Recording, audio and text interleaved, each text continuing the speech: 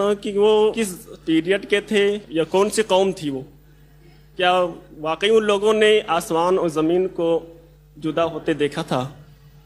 The brother asked a question in Urdu. I'll translate it.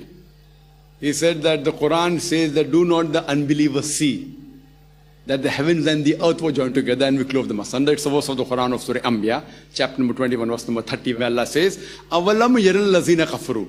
Do not the unbelievers see anna samawati wal arda kanat ratkan fataknahuma, that the heavens and the earth were joined together and we clove them asunder. So he's asking that who were these unbelievers who were present at that time when the heavens and the earth were together, talking about the creation of the universe.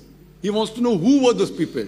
Point number one, today science has agreed that how did our universe come into existence. Today scientists they tell us that initially there was one primary nebula. Our full universe was one primary nebula. Then there was a secondary separation. There was the Big Bang, which gave rise to galaxies, stars, sun, the planets, and the earth on which we live. So this what they discovered recently, 50 years back, 100 years back. The Quran has mentioned 14 years ago. But this is not the question of the brother. The brother wants to know who were the unbelievers present at that time when the universe was being created, who saw this. If we understand the translation, the Quran was even in Arabic. Avalam yaral lazina kafaru.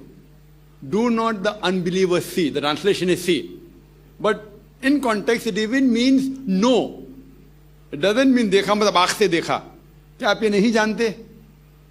So when the Quran says do not the unbelievers see, it means do not the unbelievers know that the heavens and the earth were joined together. That means even today, most of the unbelievers, they know that the heavens and the earth were joined together. So here, seeing is knowing. Similarly, Jesus Christ, peace be upon him, when he speaks in the Bible, in the Gospel of John, chapter number 14, verse number 9, he says, he that has seen my Father. So see doesn't mean he that has seen Jesus Christ, seen God. The person who knows Jesus Christ, peace be upon him, the messenger of God, even knows God. In context. If you read the context. The Christians misunderstood that if you see Jesus Christ, peace be upon him, that means you have seen God. Here, seeing means knowing. In context, seeing means knowing. Similarly, in this verse, when in English we say see, in Arabic also, Avalam yaral lazina kafaru. Do not the unbelievers see or do not the unbelievers know. Today, alhamdulillah, most of the unbelievers today know that how the universe come into existence. So this verse, besides talking about science, is telling the unbelievers that then why don't you believe this is the word of God? Hope that answers the question.